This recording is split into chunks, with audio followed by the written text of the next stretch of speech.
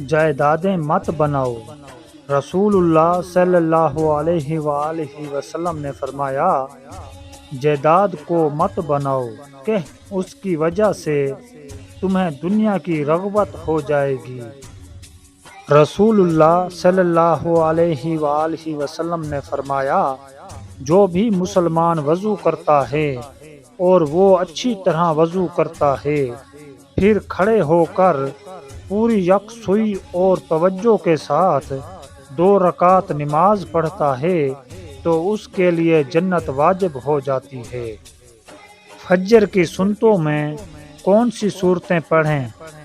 حضرت ابو ہریرہ رضی اللہ تعالی عنہ سے روایت ہے کہ رسول اللہ صلی اللہ علیہ وآلہ وسلم نے فجر کی 2 رکعتوں میں قل یا ایھا الکافرون یعنی سورہ کافرون اور قل ھو اللہ احد یعنی سورہ اخلاص تلاوت کی۔